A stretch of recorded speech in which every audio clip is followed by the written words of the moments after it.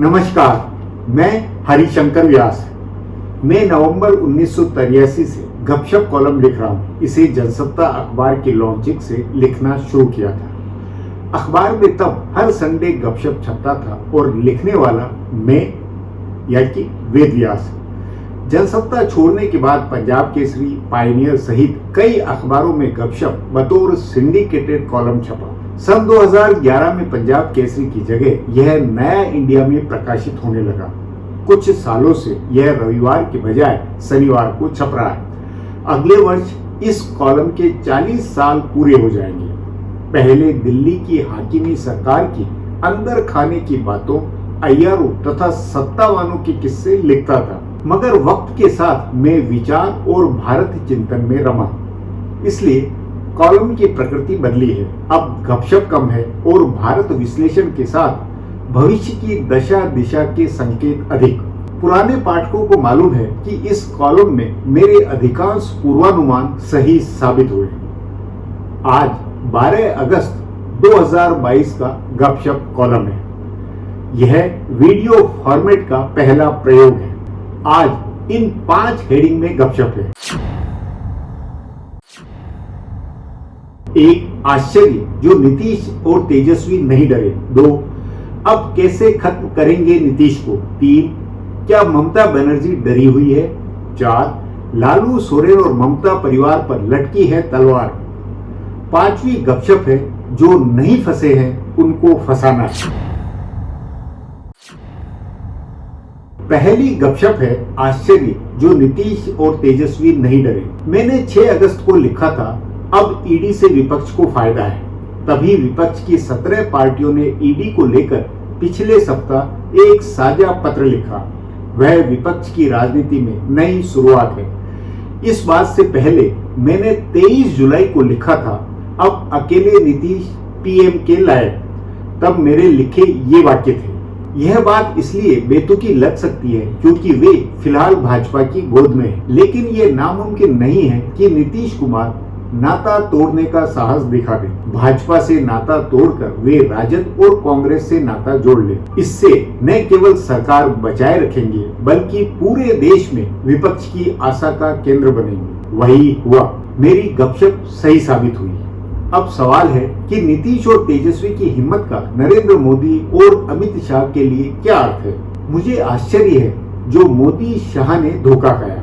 सोचे वे इस गफलत में कैसे रहे कि नीतीश उनके मनसबदार बने रहेंगे, भले वे कुछ भी करें। वे उद्धव ठाकरे की दुर्दशा से डरकर आगे हिम्मत नहीं कर सकेंगे। अपना मानना है उद्धव ठाकरे और शिवसेना को खत्म करने का मकसद हिंदू विकल्प की जड़ काटना है। हिंदू के नाम पर राजनीति करने वाले देश में दूसरे, क्योंकि उद्धव ठाकरे और शिवसेना थी तो भविष्य में चुनौती वे बन सकते थे। उससे कांग्रेस तथा एनसीपी का जुड़ना बड़ी बात थी। फिर उद्धव सत्ता में कुल मिलाकर ठीक ठाक काम करते हुए थे तो वे भविष्य में मोदी शाह ब्रांड की हिंदू राजनीति के लिए संकट थे। तभी ईडी के छापों तथा खरीद फरोख्त व शिवसेना को खत्म करने की एक ग्रैंड योजना बनी। भाजपा ने उद्धव ठाकरे और उनके सैनिकों को रुला दिया, शिव सैनिकों को बिकाऊ माल साबित कर दिया। इस राजनीति से महाराष्ट्र की 48 लोकसभा सीटों पर भाजपा का इरादा दमदार हुआ है। वैसी ही रणनीति में मोदी और शाह बिहार की 40 सीटों की बिसात बना रहे थे। उसमें नीतीश कुमार काटा थे। अपना मानना है कि जैसे उद्धव ठाकरे के विकल्प का चेहरा बनने का खतरा था, वैसे नीतीश कुमार सेकुलर पिछड़ों की राजनीति से विकल्प की संभावना लिए हुए हैं। इसलिए उन्हें अपने अधीन रखना या पार्टी को बिखेरना मोदी शाह की स्वाभाविक रणनीति थी। भाजपा को गलतफहमी रही है कि 40 सीटों के बिहार और 14 सीटों के झारखंड के नीतीश कुमार और हेमंत सोरेन को वे चुटकियों में खत्म कर देंगे। दोनों जगह एक नाथ शिंदे जैसे विभीषण भी है। महाराष्ट्र के मुकाबले इन गरीब राज्यों में विधायकों की रेट भी सस्ती है। मंत्रियों व विधायकों को जब चाहे तब ईडी सीबीआई के छापों से डरा देंगे और पैसे बांटकर उन्हें शरणागत बना डालेंगे। लेकिन जैसा मैंने पहले लिखा, जब अति होती है तो उल्टा भी होता है। उद्धव ठाकरे का हाल देखकर नीतीश कुमार डरने के बजाय यह सोच बैठे होंगे कि डरे तो मरे। अपना मानना है कि इस सोच में अब लगभग सभी विपक्षी नेता हैं। मोदी और शाह की ईडी और उस पर सुप्रीम कोर्ट के ठप्पे के बावजूद 17 विपक्षी पार्टियों ने खम ठोक कर पत्र लिखा है। केजरीवाल, हेमंत, राहुल गांधी से लेकर तेजस्वी यादव सब जिस तरह बोलने लगे हैं तो वह राजनीति का एक टर्निंग पॉइंट है। मामूली बात नहीं है। जो जेल में सत्येंद्र जैन है और दिल्ली की गैर भगवा आबादी, एलिट जमात, आप पार्टी, सभी में सत्येंद्र जैन, मनीष सिसोदिया को लेकर कोई नेगेटिविटी नहीं बनी। सब मानते हैं ये मोदी सरकार के सियासी टूल के शिकार है। जाहिर है अब छापों, जेल, मुकदमों से देश में बदनामी नहीं होती है बल्कि हमदर्दी बनती है। जैसे 1947 से पहले दमन, झूठ, गिरफ्तारी, जेल के अंग्रेजों के टूल से नेता और कार्यकर्ता नहीं डरते थे बल्कि गौरव और सम्मान की बात मानते थे, वही भारत के आजादी के अमृत वर्ष में भारत की सत्ता के औजारों को लेकर मान्यता बनी है। गौर करें, जेल जाते आते, ईडी दफ्तर में पूछताछ के लिए आते जाते सोनिया गांधी व राहुल गांधी या संजय राउत या नवाब मलिक आदि नेताओं के अब वी साइन देखने को मिलते हैं, न कि नेताओं के शर्मसार कपड़े से चेहरा छुपाए हुए फोटो आते हैं। संभव है विपक्षी नेताओं पर गाज से भाजपा के भक्त वोटों की छाती गर्व से फूलती हो, मगर बाकी सब में तो शिव सैनिकों की खरीद फरोख्त या मुख्यमंत्रियों को डराने और दल बदल की घटनाओं से जुगुप्सा पैदा है। तभी नीतीश का औचक फैसला भक्त मीडिया को हैरान करने वाला है। तो मोदी शाह भाजपा के लिए भी एक अकल्पनीय बात। सबसे बड़ी बात, तेजस्वी से लेकर लल्लन सिंह का खम ठोक कर यह कहना कि मारो छापे, हमें डालो जेल में। सोचे, अरविंद केजरीवाल, चंद्रशेखर राव, राहुल गांधी सहित सभी विरोधी नेता और मुख्यमंत्री अब किस मोड़ में चले गए हैं। तय माने आने वाले महीनों में और खासकर 2023 में अपने को अलग अलग दिखलाते हुए विरोधी पार्टियां चुपचाप प्रधानमंत्री मोदी से मुकाबले की बेखौफ तैयारी कर रही हो। दूसरी गपशप है, अब कैसे खत्म करेंगे नीतीश कुमार को।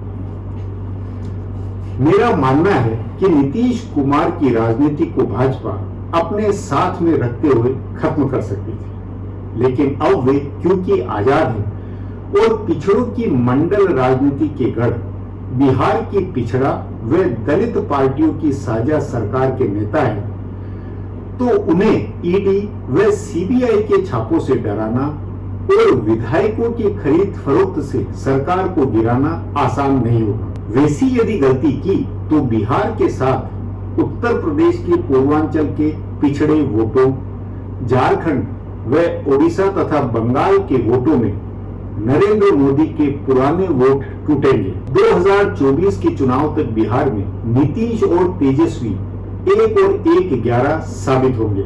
इसलिए तेजस्वी यादव को जेल में डाले या लल्लन सिंह व नीतीश कुमार के करीबियों पर ईडी के छापे डाले, इन सब का जनता में उल्टा रिएक्शन होगा।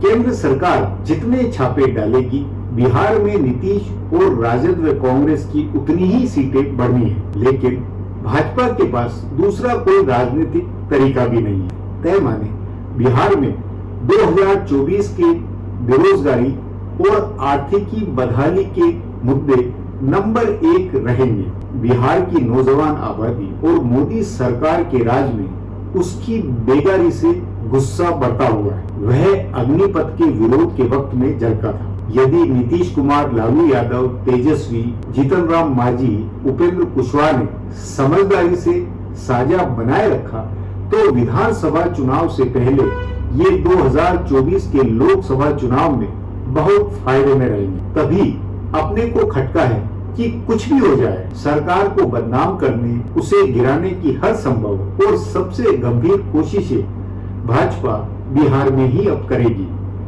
यह उसकी मजबूरी है। मुझे पता है कि नीतीश की पार्टी में कई विभीषण हैं। बावजूद इसके जनता दल यू या राजद में कितने विधायक तोड़े जा सकते हैं। इसकी रियलिटी के कारण ही मोदी और शाह ने नीतीश कुमार को फटाफट शपथ लेने दी।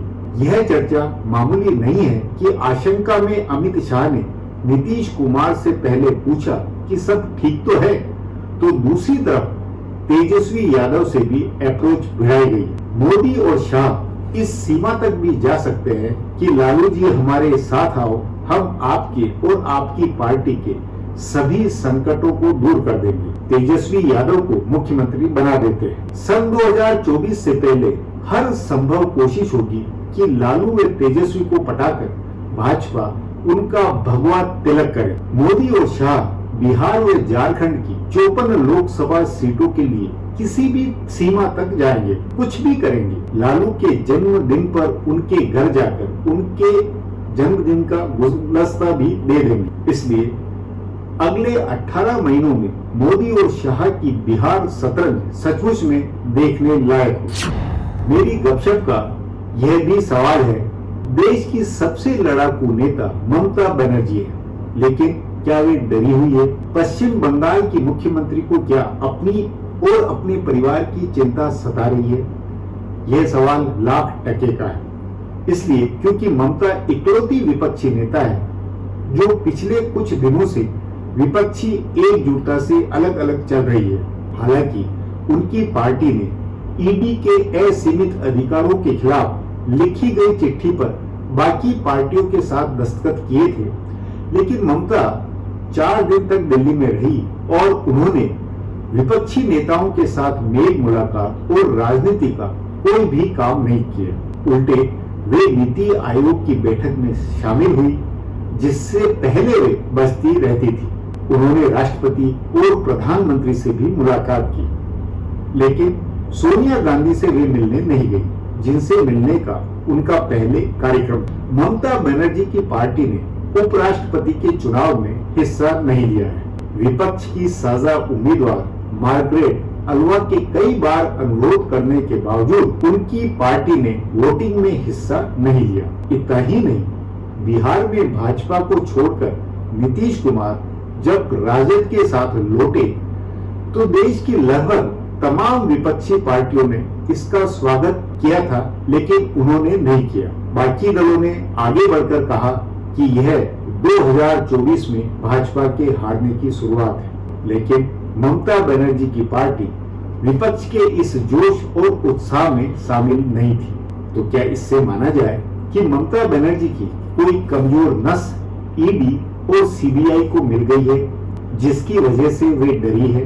क्या अपनी सरकार के नंबर 2 मंत्री रहे पार्थ चटर्जी की गिरफ्तारी से वे घबराई है? पार्थ चटर्जी की गिरफ्तारी के बाद हुई ईडी की छापामारी में 50 करोड़ रुपए से ज्यादा की नकदी पकड़ी गई है। इसकी आंच ममता और उनके परिवार तक पहुंच सकती है। दूसरी तरफ उनके भतीजे अभिषेक बनर्जी और उनकी पत्नी के खिलाफ मुकदमे पहले से चल रहे हैं। इसलिए संभव है कि ममता बनर्जी बैकफुट पर हो। लेकिन एक दूसरी तस्वीर भी है।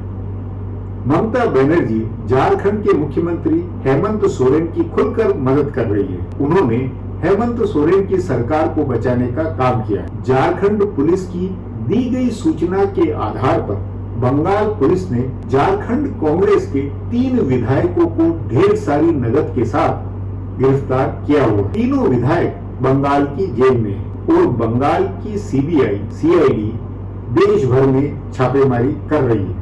बंगाल की सीआईडी ने रांची जाकर तीनों विधायकों के घर पर छापा मारा। बंगाल सीआईडी की टीम दिल्ली भी पहुंच गई थी। असम के मुख्यमंत्री हिमंता बिस्वा शर्मा के करीबी व्यक्ति के यहाँ भी छापा मारा। एक टीम गुवाहाटी भी गई थी सीसीटीवी फुटेज जुटाने, ताकि कांग्रेस विधायकों के गुवाहाटी जाकर शर्मा से मिलने के आरोपों की पुष्टि हो सके। हालांकि दिल्ली और गुवाहाटी में पुलिस ने उनको काम नहीं करने दिया, परंतु यह अपने आप में क्या बड़ी बात नहीं है कि ममता बनर्जी की पुलिस हिमंता बिस्वा शर्मा के खिलाफ जांच करने की ऐसी जल्दी दिखा रही है।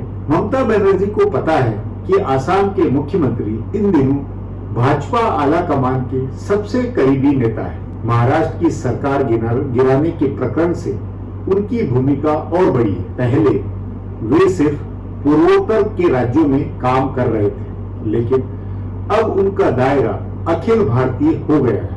ममता ने उनके खिलाफ पुलिस लगाई है। यह एक डरे हुए नेता की निशानी नहीं है। इसलिए हो सकता है कि वे 2024 की राजनीति में अभी भले विपक्ष के साथ शामिल नहीं हो रही है, लेकिन इसका यह मतलब नहीं है कि वे डर गई है। वे डरने का दिखावा कर रही हो सकती है।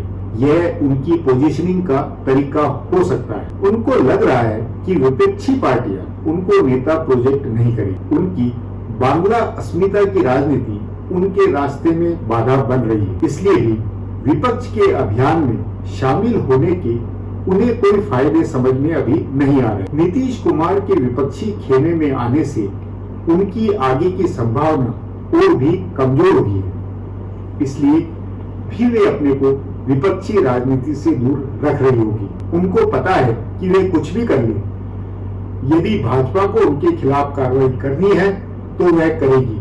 उनको यह भी पता है कि राज्य में भाजपा अपनी जीती हुई 18 लोकसभा सीटों को बचाने की हर संभव कोशिश करेगी। उनको यह भी पता है कि राज्य में उन्होंने लेफ्ट और कांग्रेस दोनों को खत्म कर दिया। इसलिए लड़ाई और उनके भाजपा के बीच अनिवार्यता है। इसलिए उनके सामने लड़ने के सिवा कोई रास्ता नहीं है। सवाल सिर्फ टाइमिंग का है। ममता बनर्जी किस समय फिर सक्रिय होगी, यह आगे भविष्य में मालूम होगा। फिलहाल उन पर कई तरह के संकट हैं। अभिषेक और उनकी पत्नी का मामला है, पार्थ चटर्जी की गिरफ्तारी है, हाईकोर्ट द्वारा तृणमूल के 19 नेताओं की जांच वाली याचिका में ईडी को शामिल करने का मामला है। इसलिए वे थोड़ी सावधानी बरत रही है। उन्हें डरा हुआ नहीं माना जाना चाहिए। गपशप में चौथी बात है, लालू सोरेन और ममता परिवार पर लटकी है तलवार। सवाल है क्यों? दरअसल पिछले लोकसभा चुनाव में भाजपा को विंडफॉल गेन यानी छप्पर फाड़ सीटें जिन 3-4 राज्यों में मिली थी, उनमें से एक राज्य पश्चिम बंगाल है, जहां अप्रत्याशित रूप से भाजपा ने 18 सीटें जीती थी। झारखंड में लगातार दूसरी बार भाजपा को 12 सीटें मिली थी। बिहार में भाजपा की सीटें 2014 में मिली 23 सीटों से कम 17 थी, मगर कुल मिलाकर एनडीए की सीटें 32 से बढ़कर 39 हो गई थी। इस तरह पूर्वी भारत के 3 राज्यों बंगाल, बिहार और झारखंड में भाजपा को अकेले 47 सीटें मिली थी। सोचिए इस सीटों की संख्या पर। भाजपा इन 3 राज्यों में नुकसान कतई अफोर्ड नहीं कर सकती। तभी केंद्रीय एजेंसियां इन तीनों राज्यों में सबसे ज्यादा सक्रिय है। आने वाले दिनों में इनकी सक्रियता और बढ़ेगी। सब्सक्राइबर बटन को जरूर दबाएं, वहां जो घंटी है उसे भी दबाएं, ताकि नया एपिसोड अपलोड होते ही आपको सूचना मिले।